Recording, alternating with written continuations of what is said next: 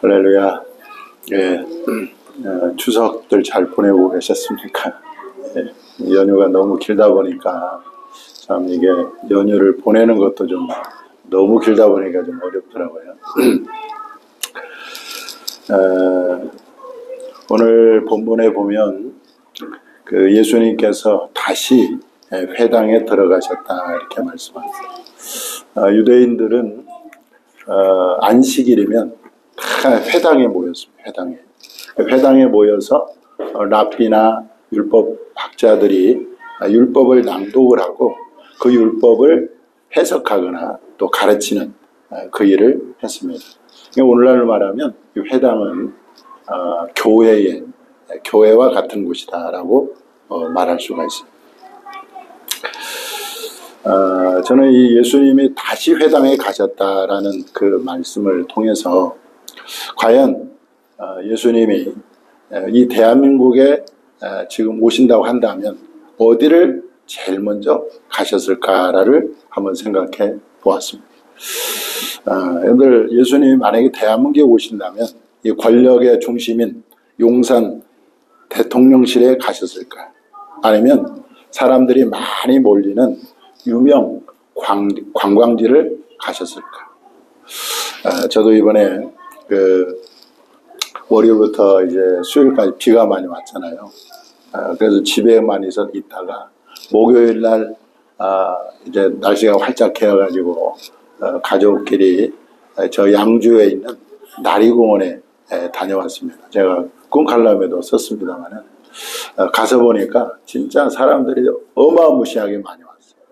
가족 단위로 많이 왔는데 뭐 사람들이 발 디딤이 없어요. 천일홍 축제인데 그러니까 사람들이 많이 왔대요. 그래서 참 가족끼리 좋은 시간을 보냈습니다만은 만약에 주님이 오신다면 그렇게 많은 사람들이 몰리는 그 관광지에 오실까 아니면 유명한 맛집에 오실까를 생각해 볼 때 저는 만약에 예수님께서 이 대한민국에 오신다면 제일 먼저 오실 곳이 바로 교회다라는 생각을 합니다. 왜냐? 교회는 그리스도의 몸이기 때문에 그렇습니다. 그리고 교회의 머리는 누굽니까? 예수님이죠. 그러니까 예수님이 만약에 대한민국에 오신다면 제일 먼저 오실 곳이 바로 교회라는 것이죠. 예수님이 회당에 들어가셨을 때 거기에 누가 있었냐? 오늘 본문에 보니까 한쪽 손 마른 사람이 있었다. 다른 복음서에 보면 오른손이 마른 사람이라고 그렇게 기록되어 있습니다. 자, 여러분 보세요. 만약에 그 한쪽 손 마른 사람이 그 회당에 만약에 없었더라면, 그죠? 예수님을 만날 수 있었을까 없었을까? 못 만나죠.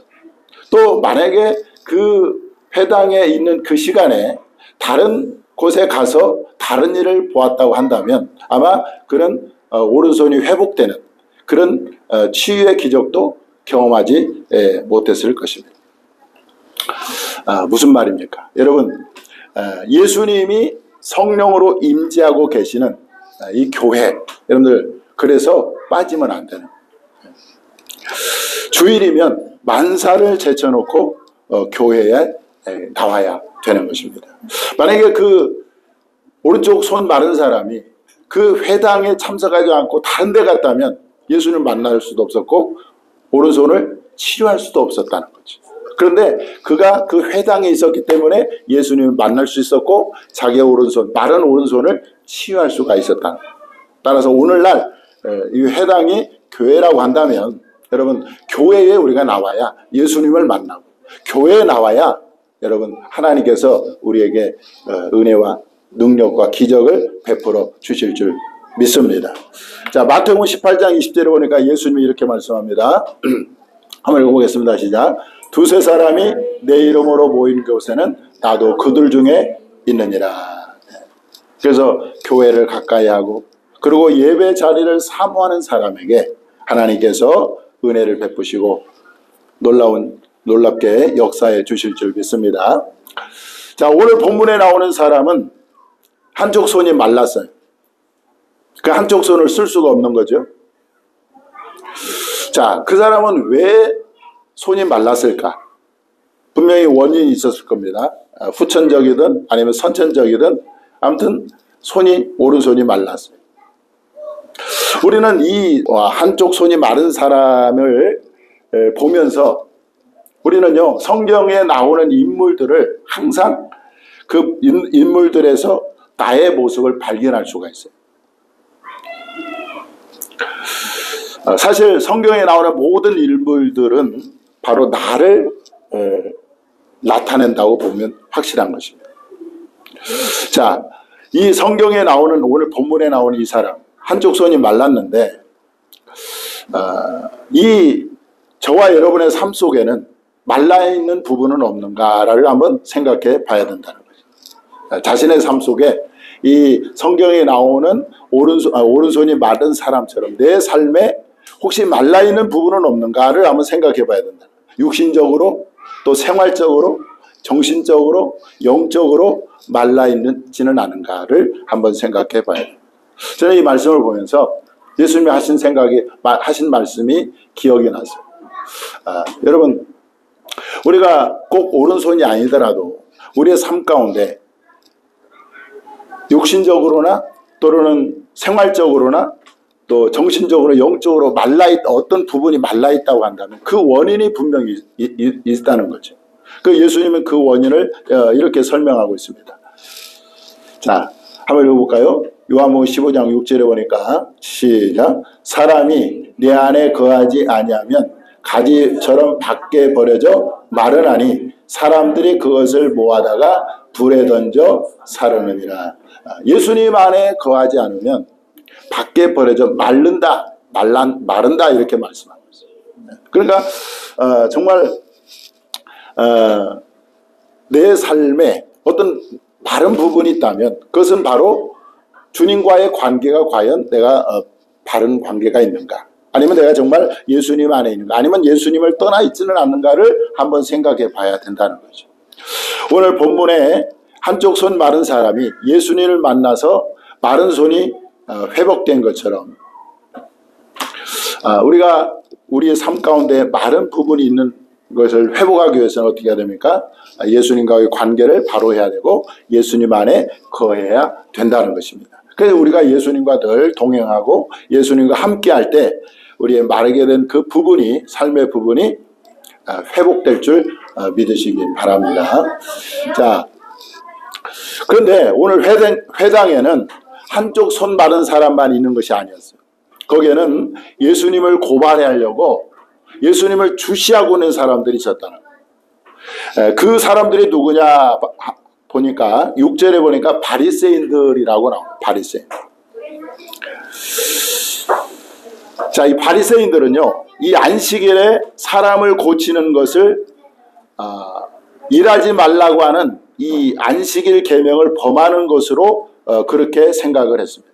그래서 예수님이 만약에 그 한쪽 손 마른 사람을 고치면 그것은 안식일을 범하기 때문에 그 예수님을 고발하기 위해서 예수님을 주시하고 있었다, 이렇게 말씀하고 있어요. 자, 여러분들 보세요. 이 바리새인들의 관심은 어디에 있었습니까? 안식일 계명 그 자체에 있었다. 안식일을 계명을 지키느냐 안 지키느냐에 있었어요. 그들에게는 이 안식일 계명이 중요하지 그 한쪽 손 마른 사람이 중요하지 않습니다. 그 한쪽 손 마른 사람이 얼마나 아픈지, 얼마나 고통스러운지 전혀 관심이 없는 거예요. 그런데 여러분, 예수님의 관심은 어디에 있었습니까? 그 사람에게 있어요. 그 사람. 예수님의 관심은 사람을 살리는 데 있었다는 거예요. 예수님의 관심은 사람의 생명을 회복시키는 데 있었다는 것입니다. 이것이 예수님께서 요한복음 10장 10절에 말씀하고 있죠. 자, 한번 읽어보겠습니다. 시작. 내가 온 것은 양으로 생명을 얻게 하고 더 풍성히 얻게 하려는 것이라. 이 바리새인들의 관점과 예수님의 관점은 완전히 다른 거죠. 바리새인들의 관점은 안식일을 지키느냐 안 지키느냐, 그 사람이 뭐 아프거나 고통을 당하거나 얼마나 이게 전혀 사람에게는 관심 없고 이 안식일 계명 그 자체에만 관심을 가지다 보니까 사람이 눈에 들어오지 않았던 것입니다. 그런데 예수님은 어떻게 해요? 그 사람에게 관심을 가졌다는 거예요. 여러분, 예수님은 지금도 우리에게 관심이 있지, 우리에게 관심이 할래요. 자, 교회 역사를 보면은요, 교회가 굉장히 무익한 논쟁을 벌였던 때가 있었습니다. 세례를 베풀 때 물에 잠기는 침수를 해야 되느냐, 아니면 그냥 물을 뿌려야 하느냐, 이것 때문에 첨예하게 논쟁을 벌였어요. 아니, 물에 들어가거나 아니면 물 뿌리거나, 그게 크게 중요한 게 아니잖아요. 그런데 그걸 가지고 논쟁을 벌였다는 거예요.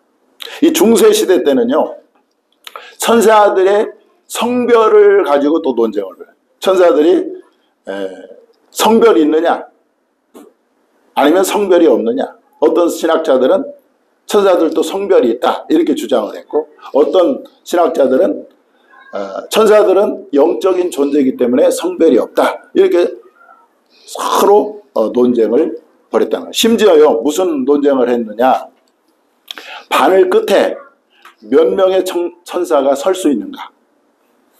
이게 여러분들 이런 논쟁이 할 논쟁입니까? 이런 쓸데없는 논쟁으로 그 시간을 다 버린 거죠.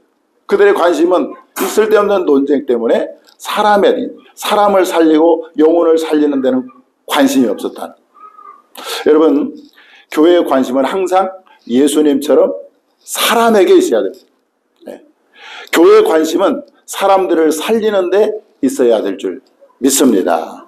그래서 우리 교회가 또 우리 모든 성도들이 정말 어떤 제도나 또는 어떤 형식이나 이런 데에 관심이 아니라 정말 사람을 살리고 사람의 영혼을 구원하는 거기에 우리가 관심을 써야 될 줄 믿습니다.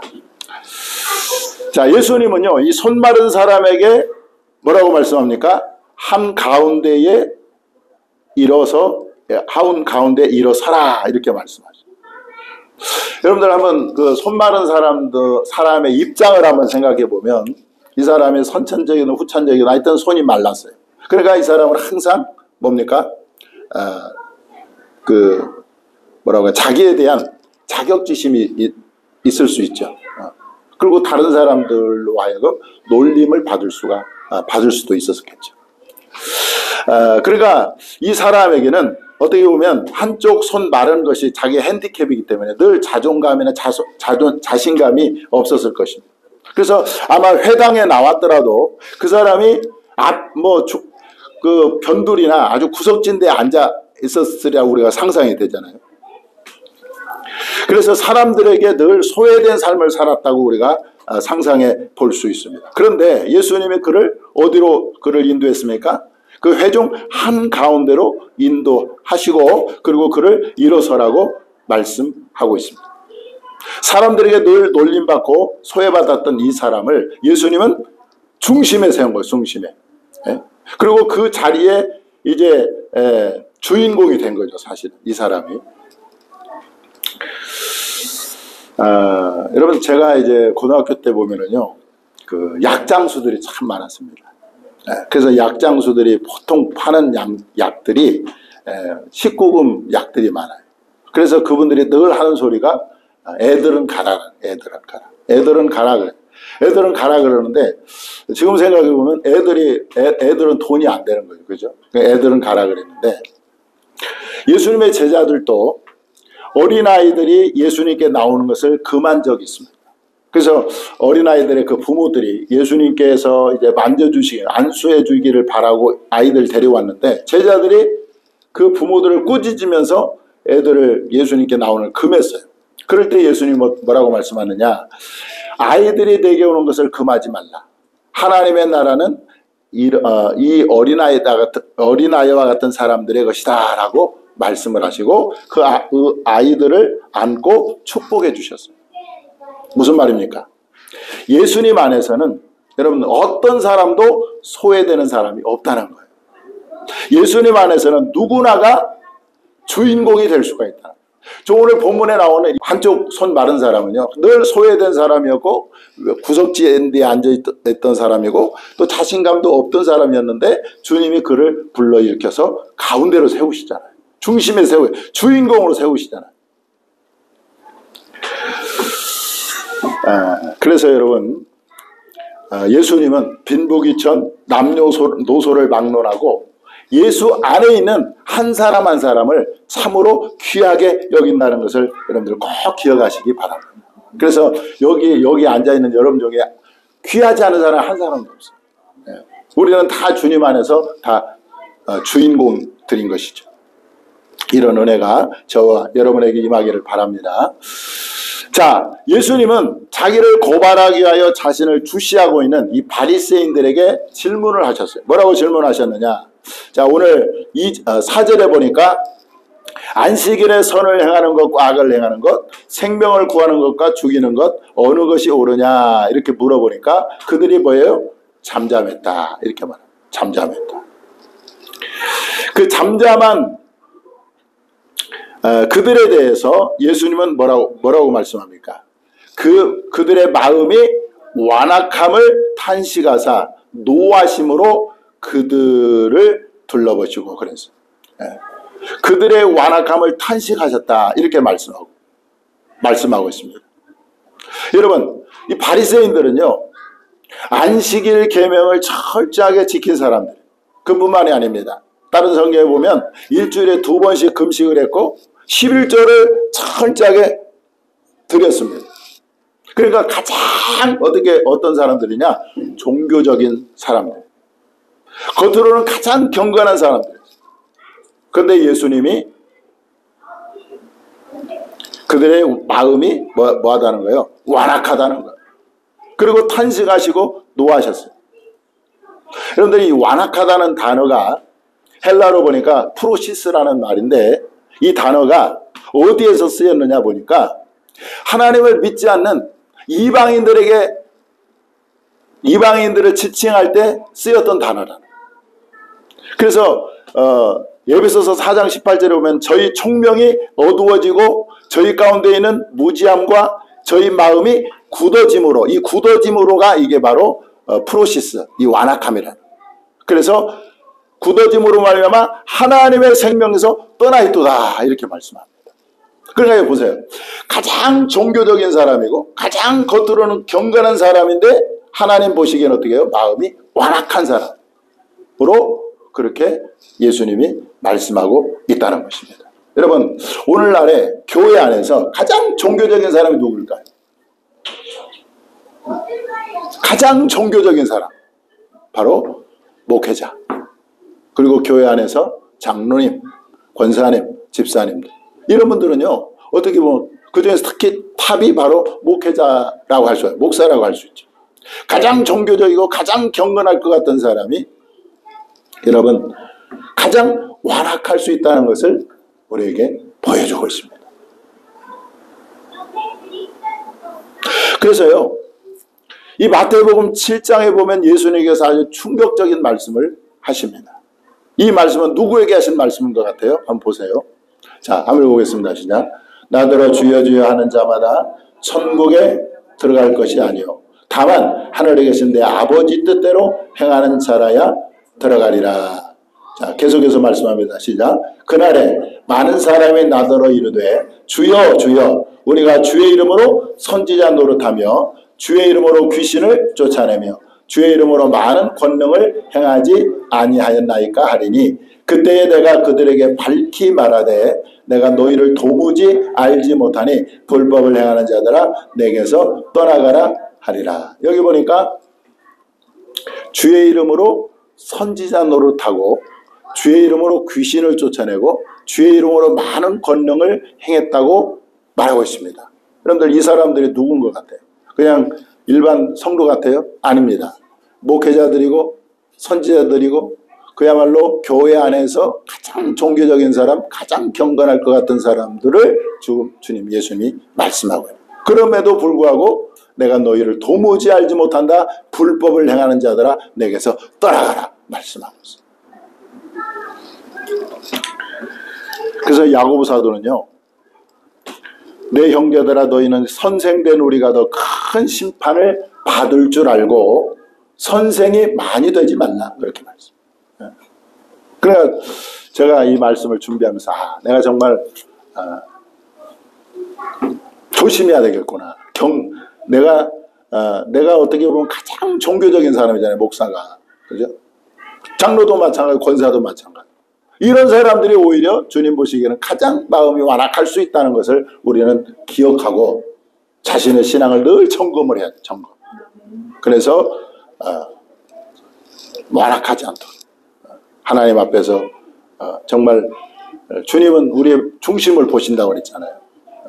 근데 겉으로는 목사인데 하나님 보시기에 완악하고 내가 너를 도무지 알지 못하고 불법을 행하는 자들아 이렇게 말한다면 여러분들 얼마나 큰 불행이요 낭패인 것입니까?